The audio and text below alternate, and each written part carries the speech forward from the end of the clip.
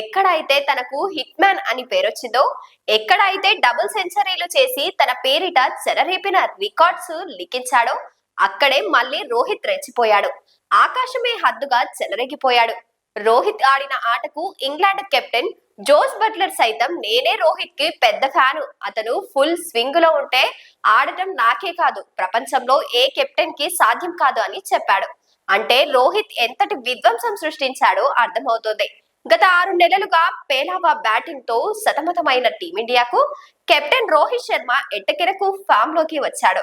గత 6 నెలలుగా పేలాసా బ్యాటింగ్ లో సతమతమైన టీమిండియా కెప్టెన్ రోహిత్ శర్మ ఎట్టకెలకు ఫామ్ లోకి వచ్చాడు.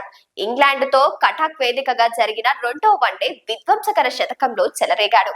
ఇన్నింగ్స్ ఆరంభం నుంచి దూకుడుగా ఆడిన హిట్ మ్యాన్ భారీ సిక్స్లతో తన పాత ఆటను చూపించాడు. ఆదిల్ రాషిద్ వేసిన 26వ ఓవర్లలో రెండో బంతికి సిక్సర్ తరలించి 76 బంతుల్లో శతకాన్ని పూర్తి చేసుకున్నాడు.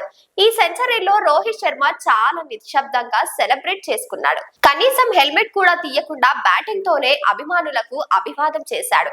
గాయపడిన సింహం నుంచి వచ్చే శ్వాస గర్జన కన్నా భయంకరంగా ఉంటుంది అనడానికి ఈ నిశ్శబ్దం ఒక ఉదాహరణ అని చెప్పాలి.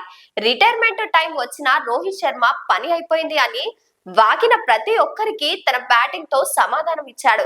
అతడు ఫామ్ లో ఉంటే ఎంతటి టాప్ బౌలింగ్ అయినా కనికరం చూపడు అని మరోసారి చూపించాడు. కళ్ళు చెదిరే సిక్స్లు, కవర్ డ్రైవ్లు, నటరాజ షాట్స్ తో 16 నెలల ఆకలి ఒక్కసారిగా తీర్చుకున్నాడు.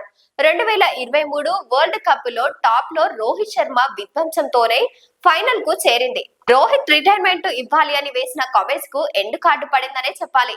రానున్న ఛాంపియన్స్ ట్రోఫీలో రోహిత్ తన నాయకత్వంలో మరోసారి ట్రోఫీ అందించాలని మనస్ఫూర్తిగా కోరుకుంటున్నాం. ఒకవేళ ఛాంపియన్స్ ట్రోఫీలో రోహిత్ అద్భుతంగా రాణిస్తే 2027 వరల్డ్ కప్ లో రోహిత్ నాయకత్వంలోనే టీమిండియా బరిలోకి దిగుతుంది. చూడాలి మరి ఛాంపియన్షిప్ ట్రోఫీలో రోహిత్ ఎంత మేరకు ఆట ఆడుకుంటాడు.